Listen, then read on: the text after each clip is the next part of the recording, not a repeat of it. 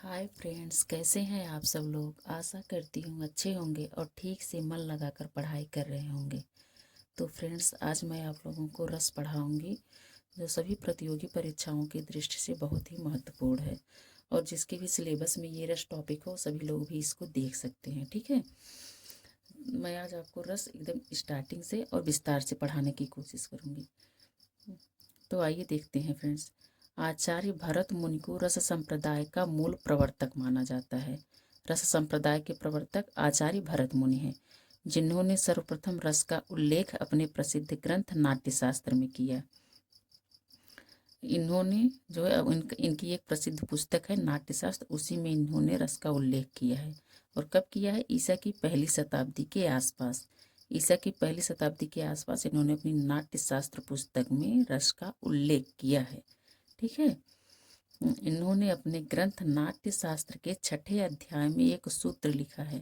जो इनकी पुस्तक नाट्यशास्त्र है उसके छठवें अध्याय में इन्होंने रस से संबंधित एक सूत्र लिखा है। सूत्र क्या है? विभाव अनुभाव व्यभिचारी संयोगादृश निष्पत्ति, अर्थात विभाव अनुभाव व्यभिचारी भावों के संयोग से रस की निष्पत्ति होती है। ठीक है, तो व्यभिचारी भाव को संचारी भाव भी कहते हैं। ठीक, तो आइए देखते हैं रस के अवयव या अंग कितने होते हैं? 4। ठीक, कौन कौन से हैं? पहला है अस्थाई भाव, दूसरा विभाव, तीसरा अनुभाव और चौथा क्या है? संचारी भाव। अस्थाई भाव किसे कहते हैं? जो भाव हृदय में सर्वथा अस्थायी रूप से विद्यमान रहते हैं उसे अस्थाई भाव कहते हैं। यानी मनुष्य के हृदय में हमेशा से अस्थाई भाव विद्यमान रहते हैं और सुषुप्तावस्था में रहते हैं, तो हमेशा से विद्यमान रहते हैं।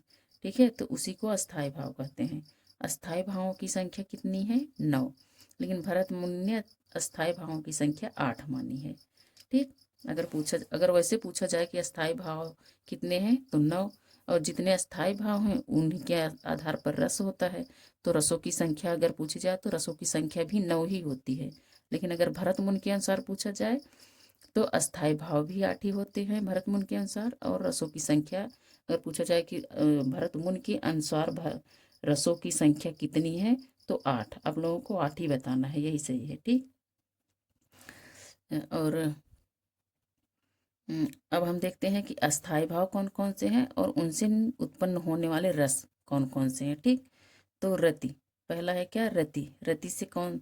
ये हम इधर ये हमारे अस्थाई भाव हैं और इधर अस्थाई भाव से उत्पन्न होने वाले रस हैं।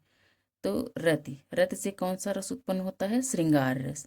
और उत्साह से वीर रस। भय से कौन सा रस होता है? भयानक रस। ठीक,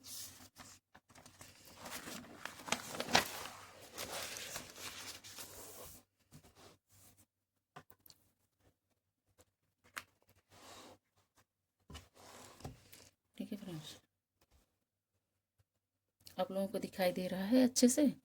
ठीक, अब हम देखते हैं ये चौथा है अस्थाई भाव शोक से कौन सा रस होता है? करुण रस। और क्रोध से रौद्र रस। जुगुप्सा मीन्स होता है घृणा। घृणा से कौन सा रस उत्पन्न होता है? विभत्स रस। विस्मय मीन्स होता है आश्चर्य, यानी विस्मय अस्थाई भाव है और इससे कौन सा रस उत्पन्न होता है? अद्भुत रस। और हास्य से हास्य रस। निर्वेद से शांत रस। और वात्सल्य से वात्सल्य रस। भक्त से भक्ति रस। ठीक, अब वैसे तो जो है भरत मुनि ने रसों की संख्या 8 मानी है। अगर भरत मुनि के अनुसार पूछा जाए तो रसों की संख्या 8 है। और अगर वैसे किसी के अनुसार ना पूछा जाए कि रस कितने होते हैं तो आप लोग 9 बताएंगे। लेकिन जो 9वां रस है निर्वेद, जो निर्वेद से शांत रस उत्पन्न हुआ है, तो शांत रस को उद्भट ने माना है। मतलब अगर ऐसे पूछा जाए कि 9वें शांत रस को 9वें रस के रूप में किसने माना है, तो उद्भट ने माना है। इसको उद्भट ने माना है। ठीक, तो ये इसको आप लोगों को विशेष ध्यान देना है। और 10वां वात्सल्य रस को विश्वनाथ ने माना है। क्वेश्चन ऐसे आता है कि 10वें रस के रूप में वात्सल्य रस को किसने माना है, तो आप लोगों को बताना है कि विश्वनाथ ने माना है। और 11वें रस के रूप में भक्ति रस को किसने माना है, तो रूप गोस्वामी ने माना है। ये तीनों नाम आप लोगों को याद रख लेने हैं, ऐसे करके प्रश्न पूछा जाता है। ठीक है, आइए अब हम देखते हैं कि विभाव। विभाव किसे कहते हैं? जो कारण दूसरे व्यक्ति के हृदय में अस्थायी भाव को जागृत तथा उद्दीप्त करते हैं उसे विभाव कहते हैं। यानी जो कारण दूसरे व्यक्ति के हृदय में अस्थायी भाव को जागृत तथा उद्दीप्त करते हैं, यानी किसी व्यक्ति के हृदय में अस्थायी भाव तो पहले से ही विद्यमान रहता है जो सुसुप्तावस्था में रहता है, यानी जिस कारण से वो अस्थायी भाव जागृत होते हैं तो उसी को विभाव कहते हैं। ठीक, विभाव के प्रकार। विभाव कितने प्रकार के होते हैं? दो। पहला क्या है? आलंबन विभाव, दूसरा उद्दीपन विभाव। आलंबन विभाव में कौन कौन से आते हैं?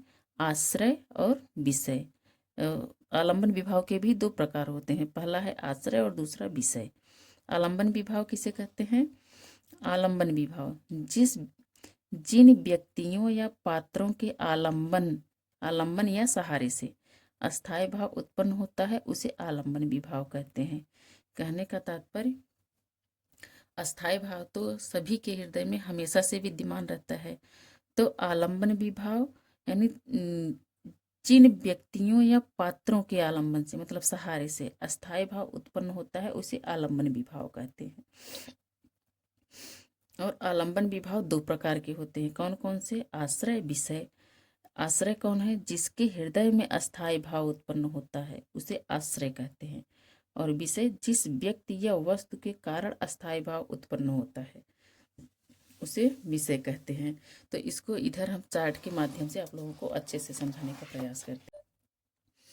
रस के अंग कितने होते हैं? चार। कौन कौन से? अस्थायी भाव, विभाव, अनुभाव और संचारी भाव। विभाव, अस्थायी भाव तो आप लोग जानते ही हैं किसे कहते हैं? जो मनुष्य के हृदय में हमेशा से विद्यमान रहते हैं उसे अस्थायी भाव कहते हैं। और दूसरा क्या होता है? विभाव। विभाव किसे कहते हैं? अस्थायी भाव को जगाने वाला, जो अस्थायी भावों को जगाता है उसे विभाव कहते हैं। विभाव कौन कौन से होते हैं? आलंबन विभाव और उद्दीपन विभाव। आलंबन विभाव जिसके सहारे अस्थायी भाव उत्पन्न होता है उसे आलंबन विभाव कहते हैं।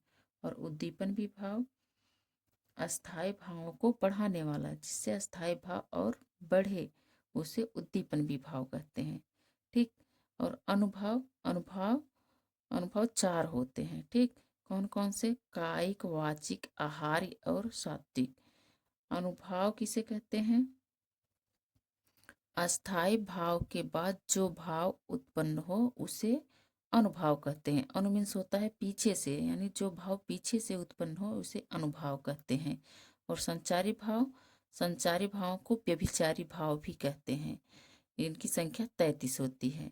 ठीक, तो अब आइए हम इसको अच्छे से विस्तार में समझते हैं। अस्थायी भावों को जगाने वाले को विभाव कहते हैं। तो विभाव कौन कौन से होते हैं? आलंबन विभाव और उद्दीपन विभाव। तो पहले हम इसको देखते हैं कि आलंबन विभाव दो प्रकार के होते हैं और कौन कौन से? पहला होता है आश्रय और दूसरा होता है विषय। आश्रय किसे कहते हैं? जिसके हृदय में अस्थायी भाव उत्पन्न होता है उसे आश्रय कहते हैं। और विषय जिस व्यक्ति या वस्तु के कारण अस्थायी भाव उत्पन्न होता है उसे विषय कहते हैं। ठीक, और इसमें तो आप लोग देख ही चुके कि अनुभाव कौन कौन से होते हैं? कायिक, वाचिक, आहारी और सात्विक। सात्विक को मानसिक भी कहते हैं। तो कायिक अनुभव किसे कहते हैं? यानी शारीरिक, जो शरीर के द्वारा उत्पन्न हो, यानी जैसे पैर पटकना और हाथ झटकना, यानी ये सब जो शारीरिक क्रियाकलाप होते हैं ये कायिक अनुभव में आएंगे। और वाचिक जो वाणी से, यानी मनुष्य जो वाणी से व्यक्त करे, जैसे क्रोध में बोलना या हंसना या ऐसे, मतलब जो चीज़ें वाणी द्वारा व्यक्त हों उसे वाचिक अनुभव कहते हैं। और आहारी वेशभूषा अलंकरण से प्रकट हो, यानी वेशभूषा के द्वारा कैसा पहनावा ओढ़ावा है वो आहारी में आता है। सात्विक और मानसिक ये 8 प्रकार के होते हैं। सात्विक और मानसिक एक ही होते हैं, तो ये 8 प्रकार के होते हैं। कौन कौन से? स्तब्ध, श्वेत, रोमांच, स्वरभंग, कंपन, वैवर्ण्य, अश्रु और प्रलय। ठीक। स्तब्ध किसे कहते हैं? शरीर के अंगों का जड़ हो जाना। जैसे किसी चीज को देखकर आदमी ऐसे एकदम से ऐसे बस खड़ा रह जाता है, मतलब उसे कुछ समझ में नहीं आता कि मतलब क्या करें, हाथ पैर न हिलना न डोलना, मतलब उसी को स्तब्ध कहते हैं। और श्वेत मतलब पसीना आना। जैसे किसी चीज को देख करके आदमी एकदम से घबरा जाता है और घबराहट में उसे बहुत ज्यादा पसीना आ जाता है, तो उसे स्वेद कहते हैं। और रोमांच जैसे रोंगटे खड़े हो जाना, से किसी चीज को देखकर व्यक्ति का एक डर जाए और उसके रोंगटे खड़े हो जाएं, तो ये। और स्वर भंग, जैसे आदमी किसी चीज को देखकर या ऐसे ही मतलब वो बोल नहीं पा रहा, मतलब स्वर भंग, उसका आवाज नहीं निकल रही है, तो ये स्वर भंग होता है। और कंपन यानी कांपना। वैवर्ड मतलब होता है रंग का फीका पड़ जाना। जैसे कोई चीज एकाएक इंसान देख लेता है तो इसके से चेहरे का रंग उड़ जाता है, तो उसी को वैवर्ड कहते हैं। अश्रु मतलब आंखों से आंसू बहना। और प्रलय मतलब सुध बुध खो बैठना। कुछ ऐसी चीज देखकर कि उसके मतलब जैसे सुध बुध खो जाए, कि मतलब क्या हो रहा है क्या नहीं उसे कुछ खबर ही ना हो, उसी में खो जाए, मतलब उसी को बोलते हैं कि प्रलय। ठीक। तो इन सबको हम एक उदाहरण के माध्यम से समझते हैं। अब वैसे तो हमने सब बता दिया है कि मतलब कौन क्या क्या कैसे कैसे होता है। अब हम इसको उदाहरण के माध्यम से आप लोगों को समझाते हैं अच्छे से। ठीक। जैसे हम एक उदाहरण देखते हैं कि राम क रूप निहारत जानकी, कंकन के नग की परछाई। ये संयोग श्रृंगार का उदाहरण है। ठीक। तो राम क रूप निहारत जानकी, कंगन के नग की परछाई। राम के रूप को जानकी जी निहार रही हैं, किसमें? अपने कंगन के नग में। कंगन के नग में उनकी परछाई को देख करके उसी में राम के रूप को निहार रही हैं। तो इसमें संयोग श्रृंगार है, क्योंकि यहाँ पे राम के रूप को देख करके जानकी जी मुग्ध हो रही हैं, मतलब राम जी उनके सामने ही हैं, मतलब कहीं दूर नहीं है, वियोगावस्था नहीं है। तो इसमें राम के ओ सॉरी जानकी जी के हृदय में रति भाव उत्पन्न हो रहा है और वे उनकी परछाई को देखकर मुग्ध हो रही हैं, तो यहाँ पर संयोग श्रृंगार है। ठीक। तो हम इसमें देखते हैं कि ये अभी हमने जो ये सब इतना देखा कि बी भाव अनुभाव संचारी भाव ये क्या क्या होते हैं कैसे, तो इस उदाहरण में कहाँ पर सब दिखाई देते हैं। ठीक। तो आलंबन। आलंबन कौन है? राम। राम कैसे आलंबन हुए? जैसे राम जी को ही देखकर सीता के हृदय में जो अस्थाई भाव जो सोया हुआ था, रति नामक अस्थाई भाव, क्योंकि यहाँ पे श्रृंगार रस है, तो श्रृंगार रस का अस्थाई भाव क्या होता है? रति। तो रति भाव ही जागृत होगा। तो राम के रूप को देखकर सीता के हृदय में जो रति नामक अस्थाई भाव सुषुप्ता अवस्था में था, वो जागृत हो गया। तो यहाँ पे राम क्या है? आलंबन है। तो आलंबन किसे कहते हैं? आप लोग यहाँ पर देखे हैं आलंबन विभाव, जिसके सहारे अस्थाई भाव उत्पन्न हो रहा है। तो अब राम जी के सहारे ही सीता के हृदय में अस्थाई भाव उत्पन्न हो रहा है, रति नामक का। तो राम यहाँ पर आलंबन हो गए। आश्रय कौन है? सीता। आश्रय आप लोगों ने देखा जिसके हृदय में अस्थाई भाव उत्पन्न होता है, यानी सीता के हृदय में अस्थाई भाव उत्पन्न हो रहा है। राम जी को देखकर सीता के ही हृदय में अस्थाई भाव उत्पन्न हो रहा है ना, तो सीता जी यहाँ पर आश्रय हो गई। ठीक। और विषय क्या है? विषय राम है। अब विषय आप लोगों ने देखा था, विषय किसे कहते हैं? जिस व्यक्ति या वस्तु के कारण अस्थाई भाव उत्पन्न होता है, यानी राम जी के ही कारण अस्थाई भाव सीता के मन में उत्पन्न हो रहा है, तो यहाँ पर राम जी विषय भी हो गए। ठीक। क्योंकि आलंबन भी राम ही होंगे और विषय भी राम ही होंगे। क्यों? क्योंकि जिसके सहारे अस्थाई भाव उत्पन्न हो रहा है, यानी सहारे में दोनों लोग आ जा रहे हैं, तो यहाँ पे आलंबन में हम राम सीता दोनों लिख सकते हैं। ठीक। तो हम यहाँ पर सीता भी कर देते हैं, ये आप लोग समझ लीजिएगा। ठीक। तो आलंबन में राम सीता दोनों आ जाएंगे, लेकिन आश्रय में कौन आएगा? आश्रय में सीता जी आएंगी, क्योंकि सीता के हृदय में अस्थाई भाव उत्पन्न हो रहा है, क्योंकि जिसके हृदय में अस्थाई भाव उत्पन्न होता है वही आश्रय होता है।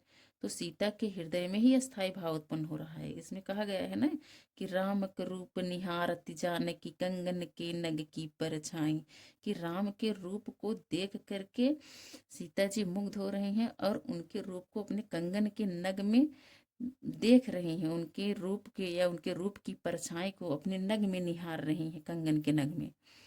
ठीक। तो इसलिए यहाँ पर आलंबन में राम और सीता दोनों हो जाएंगे, और आश्रय में सीता जी हो जाएंगी, और विषय में राम हो जाएंगे। जिस व्यक्ति या वस्तु के कारण अस्थायी भाव उत्पन्न होता है उसे विषय कहते हैं। तो राम के कारण ही जो है सीता के हृदय में अस्थायी भाव उत्पन्न हो रहा है, तो यहाँ पर राम जी विषय हो गए। और उद्दीपन क्या है? कंगन के नग की परछाई में देखना, कंगन के नग की परछाई में देखना। अब उद्दीपन किसे कहते हैं? अस्थायी भाव को बढ़ाने वाला। अब यहाँ पे सीता के हृदय में जो रति नामक अस्थायी भाव उद्दीप्त हो गया है, एक बार जागृत हो गया है, अब उसे वो कंगन के नग में, अपने कंगन के नग में राम जी की परछाई को बार बार देख रही हैं। तो उनके हृदय में रति नामक अस्थायी भाव जागृत हुआ है, वो और अधिक बढ़ रहा है, मतलब उनकी उत्सुकता और बढ़ रही है राम जी को देखने के लिए, निहारने के लिए। तो यहाँ पर कंगन के नग में उन सीता राम जी को देखना, ये उद्दीपन विभाव हो गया यहाँ पर। ठीक। और अनुभाव क्या होता है? राम की परछाई को देखना। अब हमने अनुभाव क्या देखा था कि अस्थाई भाव के बाद जो भाव उत्पन्न हो, यानी पीछे से जो भाव उत्पन्न हो, उसे भी अनुभाव कहते हैं। तो अनुभाव राम की परछाई को देखना। अब एक बार तो उनके हृदय में अस्थाई भाव जागृत हो गया कि राम जी को देख रही हैं, निहार रही हैं, यानी उनके प्रीतम है वो, तो उनको पसंद करती हैं, तो उनको बार बार देख रही हैं। लेकिन अब अनुभव पीछे से क्या हो रहा है? राम की परछाई को देखना। अब राम जी की परछाई को बार बार वो जो है अपने नग में देख रही हैं। ठीक। तो यहाँ पर ये राम जी की परछाई को देखना अनुभाव हो गया। और संचारी भाव, संचारी भाव स्तब्ध या हर्ष, मतलब इसमें ये सब संचारी भाव के अंतर्गत आएंगे। संचारी, यहाँ पे हमने देखा ना कि संचार, यहाँ पे हम लिखे नहीं हैं लेकिन आप लोगों को बता दे रहे हैं कि संचारी भावों की संख्या 33 होती है, और संचारी भावों को व्यभिचारी भाव भी कहते हैं। व्यभिचारी भाव मतलब जो आते जाते रहते हैं, यानी ये पानी के बुलबुले के समान होते हैं। जैसे पानी का बुलबुला ऐसे उठता है और फूट जाता है, फिर उठता है फिर फूट जाता है, तो ऐसे ही संचारी भाव होते हैं। मतलब ये हृदय में उत्पन्न होते हैं और फिर शांत हो जाते हैं, फिर उठते हैं फिर शांत हो जाते हैं। तो वैसे ही यहाँ पर हर्ष, मतलब सीता जी के हृदय में हर्ष उठ रहा, मतलब वो बहुत हर्षित हो रही हैं राम जी को देख करके। तो ये संचारी भाव है, मतलब देख देख के हर्षित हो रही हैं बार बार, फिर थोड़ा शांत हो जा रहा है, फिर देख के हर्षित हो रही हैं। कहने का मतलब यहाँ पर जो है स्तब्ध या हर्ष, स्तब्ध मीन्स होता है जैसे किसी चीज को देखकर इंसान एकदम से ऐसे खड़ा हो जाए, मतलब वो समझ ही ना पाए कि मुझे क्या करना है क्या नहीं करना है। तो यहाँ पे स्तब्ध नहीं हर्ष होगा, मतलब हर्ष नामक संचारी भाव होगा कि सीता जी राम जी को देखकर हर्षित हो रही हैं, मन ही मन उत्सुक हो रही हैं, खुश हो रही हैं। तो मतलब ये संचारी भाव के अंतर्गत आएगा। तो यहाँ पर हमने देखा ना कि अनुभाव में क्या क्या है? कायिक, वाचिक, आहारी और सात्विक। तो अभी हमने ये एक उदाहरण के माध्यम से सभी चीज़ों को अच्छे से समझने की कोशिश की कि अस्थाई भाव क्या होते हैं, बी भाव क्या होते हैं, अनुभाव क्या होते हैं, और संचारी भाव क्या होते हैं ना। तो हम एक बार फिर से रिपीट कर देते हैं जिससे एकदम अच्छे से क्लियर हो जाए। ठीक है। अब अस्थाई भाव जो हृदय में पहले से ही विद्यमान रहते हैं उसे अस्थाई भाव कहते हैं।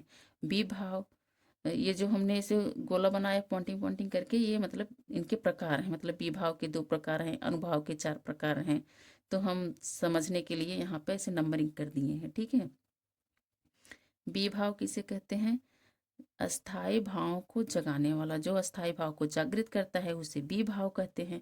क्योंकि अस्थाई भाव तो पहले से ही सुसुप्तावस्था में हृदय में विद्यमान रहते हैं, लेकिन उन्हें जगाने के लिए कोई तो चाहिए, इसलिए विभाव जो है अस्थाई भाव को जागृत करने वाले होते हैं, तो इसे विभाव कहते हैं। और विभाव कौन कौन से होते हैं? 2 होते हैं, आलंबन विभाव और उद्दीपन विभाव। आलंबन विभाव मतलब जिसके सहारे अस्थाई भाव उत्पन्न होता है, जिसके सहारे से अस्थाई भाव उत्पन्न हो, वो आलंबन विभाव हो जाएगा। और उद्दीपन विभाव मतलब उस अस्थाई भाव को और ज्यादा उद्दीप्त करने वाला, अर्थात बढ़ाने वाला, उसे उद्दीपन विभाव कहते हैं। अब आलंबन विभाव में 2 होते हैं, एक आश्रय और एक विषय। आश्रय मतलब जिसके हृदय में अस्थाई भाव उत्पन्न हो वो आश्रय होगा, यानी 2 लोग चाहिए ना, मतलब विभाव में आलंबन के अंतर्गत मतलब दोनों लोग आ जाते हैं, आश्रय और विषय। तो एक के हृदय में अस्थाई भाव उत्पन्न होगा और एक के द्वारा होगा, मतलब किसी को देखकर किसी के मन में अस्थाई भाव जागृत होगा। तो जिसके मन में उत्पन्न होगा वो आश्रय होगा, और जिसे देखकर होगा वो विषय हो जाएगा। ठीक। और अनुभाव मतलब अस्थाई भाव के बाद जो भाव उत्पन्न होता है। अब एक बार अस्थाई भाव जागृत हो जाए तो उसके बाद जो पीछे से भाव आते हैं उसे अनुभाव कहते हैं। अनुभाव 4 प्रकार के होते हैं, कायिक, वाचिक, आहारी और सात्विक। कहीं कहीं पर सात्विक या मानसिक भी लिखा रहता है। ठीक। तो ये मानसिक ये वाला 8 प्रकार का होता है। तो आइए पहले इसको हम समझते हैं। कायिक अनुभाव, जैसे अस्थाई भाव के जागृत हो जाने के बाद, मतलब जैसे 8 प्रकार के अस्थाई भाव होते हैं ना, भरत मुनि के अनुसार अस्थाई भाव 8 प्रकार के होते हैं, और वैसे तो 9 होते हैं। तो उनके अनुसार हमारे रसों की संख्या भी 9 है। ठीक। तो ये केवल किसी एक रस पे यानी संयोग श्रृंगार पर ही ये नियम नहीं लागू होता है, ये सभी रसों पर ये नियम लागू होता है। तो पीछे से जो अनुभाव उत्पन्न होते हैं वो कई प्रकार के होते हैं, जैसे कायिक, वाचिक, आहारिक। जैसे कायिक में समझ लीजिए, जैसे आप रौद्र रस पढ़ रहे हैं, मतलब रौद्र रस का कोई उदाहरण है, और उसमें पीछे से जैसे सॉरी जैसे कायिक में जैसे व्यक्ति को गुस्सा आ जाए और वो गुस्से में पैर पटके, जैसे पैर का पटकना, तो ये कायिक अनुभव, मतलब शरीर के द्वारा जो क्रियाकलाप किया जाए वो कायिक में आ जाएगा, पैर पटकना। ठीक। और वाणी से, वाचिक मीन्स वाणी से, जैसे क्रोध में बोलना, गुस्से में बोलना। आहार मतलब वेशभूषा अलंकरण से जो प्रकट हो। ठीक। और सात्विक या मानसिक, ये 8 प्रकार के होते हैं। इसका मतलब होता है स्वतः उत्पन्न होना, जो स्वतः उत्पन्न होते हैं। ठीक। और स्वतः उत्पन्न होने वाले कितने होते हैं? 8। कौन कौन से हैं? पहला है स्तब्ध, दूसरा श्वेत, तीसरा रोमांच, इसके बाद स्वरभंग, कंपन, वैवर्ण्य, अश्रु और प्रलय। स्तब्ध का मतलब होता है कि जैसे किसी चीज को देखकर व्यक्ति एकाएक एकदम स्तब्ध हो जाए। कहते हैं ना कि मतलब किसी चीज को देखकर व्यक्ति एकदम स्तब्ध, एकदम ऐसे खड़ा ही रह गया, मतलब वो समझ ही ना पाए कि मुझे क्या करना है क्या नहीं करना है, तो उसी को स्तब्ध कहते हैं। इस शरीर के अंगों का जड़ हो जाना। और स्वेद मतलब पसीना आ जाना। और रोमांच मतलब रोंगटे खड़े होना। स्वरभंग मतलब जैसे स्वर कांप रहा हो, आवाज निकल ही ना रही हो। और कंपन मतलब कांपना। और वैभव मतलब रंग का फीका पड़ जाना, मतलब चेहरे का फीका पड़ जाना। ऐसे होता है ना, जैसे चेहरे के रंग ही उड़ गए, मतलब चेहरा एकदम फीका पड़ गया। अश्रु मीन्स आंसू निकलना। और प्रलय मीन्स सुध बुध खो बैठना, जैसे किसी चीज को देखकर इंसान एकदम उसी में खो जाए, सुध बुध ही खो जाए, तो उसी को प्रलय कहते हैं। तो इसको याद करने के लिए हमने एक ट्रिक यहाँ पर लिखा है, तो आप लोग इसके माध्यम से इसको याद कर सकते हैं। जैसे ठीक है, सांप को देखकर, इतना आप लोगों को आगे जोड़ना पड़ेगा कि सांप को देखकर। अब ये जो 8 प्रकार के सात्विक अनुभव हैं उनको हमने यहाँ पर लिखा है, तो इसी इसी से रिलेट करके इसको याद रखना है। जैसे सांप को देखकर। ठीक। अब कैसे रखना है? जैसे कोई व्यक्ति है और उसके आगे एकाएक सांप आ गया। ठीक। तो उसको देखकर वो क्या करेगा? एकदम ऐसे एकाएक स्तब्ध, एकदम स्तब्ध होकर खड़ा हो जाएगा, मतलब वो समझ ही ना पाएगा, मतलब कि मुझे क्या करना है, किधर जाए किधर ना जाए, तो ये स्तब्ध हो गया। ठीक। इसके बाद वैवर्ण्य। वैवर्ण्य मीन्स होता है मतलब रंग का फीका पड़ना। और जब वो समझ नहीं पाएगा, मतलब एकाएक डर की वजह से, मतलब उसके चेहरे की हवाइयाँ उड़ गई, मतलब उसके चेहरे का रंग ही उड़ गया। ठीक। तो ये वैवर्ण्य हो गया। और प्रलय, प्रलय मीन्स होता है सुध बुध खो बैठना, और उसकी सुध बुध खो गई, मतलब वो एकदम से हक्का बक्का हो गया, मतलब कि अब क्या करूं किधर जाऊं, उसी मतलब सुध बुध एकदम खो जाए, मतलब समझ ना पाए। और कंपन, वो उसमें डर की वजह से कांपने लगा। और रोमांच, रोमांच मतलब उसके डर की वजह से, मतलब रोंगटे खड़े हो गए। और स्वेद मीन्स पसीना आने लगा। और स्वरभंग, आवाज निकल ही नहीं रही है, और और आंखों से आंसू गिर रहे हैं। तो इससे रिलेट करके आप 8 को याद कर सकते हैं। ये कंपन है। ठीक है, यहाँ पे न लिख लेते हैं, कंपन। ठीक। तो इससे मैंने आप लोगों को एक टेबल के माध्यम से अच्छे से समझाने का प्रयास किया है। अगर आप लोगों को इसमें जो ना समझ में आया हो, आप लोग कमेंट करके बता सकते हैं, तो मैं आप लोगों को फिर से समझाने का प्रयास करूँगी। वैसे जो है ये इस एक ही बार में समझ में नहीं आ पाएगा। आगे चल के हम जब और सभी रसों की व्याख्या धीरे धीरे करेंगे तो ये अपने आप क्लियर हो जाएगा सबकी, मतलब ये सात्विक कायिक आलमपन उद्दीपन ये सब क्या है, ये सभी रसों में आएगा। तो आप लोगों का धीरे धीरे ये कॉन्सेप्ट एकदम क्लियर हो जाएगा। ठीक है, इसमें बहुत घबराने वाली बात नहीं है, बहुत कठिन नहीं है, ये आराम से जो है आप लोगों के समझ में आ जाएगा। वैसे आज मैंने बहुत अच्छे से समझाने का प्रयास किया है, फिर भी अगर आप लोगों को कहीं समझ में ना आया है तो आप लोग फिर कमेंट कर सकते हैं, मैं आप लोगों को अच्छे से एक बार फिर से इस टेबल को समझा दूंगी। अगर वैसे रस में जो है यही चीज़ इतना थोड़ा कठिन होता है बच्चों के लिए, अगर ये समझ में आ जाए तो उधर तो बच्चे आराम से कर लेते हैं। ठीक, तो आप लोग इसको अच्छे से एक बार रिपीट करिएगा, थोड़ा स्वतः से भी पढ़ने की कोशिश करिएगा। तो जहाँ ना समझ में आए आप लोग कमेंट कर दीजिएगा, तो मैं आप लोगों को फिर से एक बार अच्छे से पढ़ा दूँगी। ठीक है, ठीक है फ्रेंड्स, तो आप लोग जो है हमारे चैनल को लाइक करिएगा, सब्सक्राइब करिएगा और शेयर करिएगा अपने यार दोस्त फ्रेंडों के पास, मतलब उनको भी थोड़ा हेल्प हो सके, जिनको बेसिक नॉलेज नहीं है, मतलब रस मतलब बच्चे सोचते हैं कि कहाँ से पढ़ें कहाँ से समझ में आए, तो आप लोग थोड़ा शेयर करेंगे तो उनकी भी हेल्प हो जाएगी। ठीक है, तो आप लोग इसको सब्सक्राइब करिएगा, शेयर करिएगा और लाइक भी करिएगा। ठीक, और अगर आप लोग चाहते हैं कि मैं और अच्छे से किस तरह कैसे पढ़ाऊँ तो आप लोग वो भी कमेंट में बताइएगा, मैं अपना थोड़ा सुधार करने की कोशिश करूँगी। ठीक है, देखने के लिए बहुत बहुत धन्यवाद। Thank you.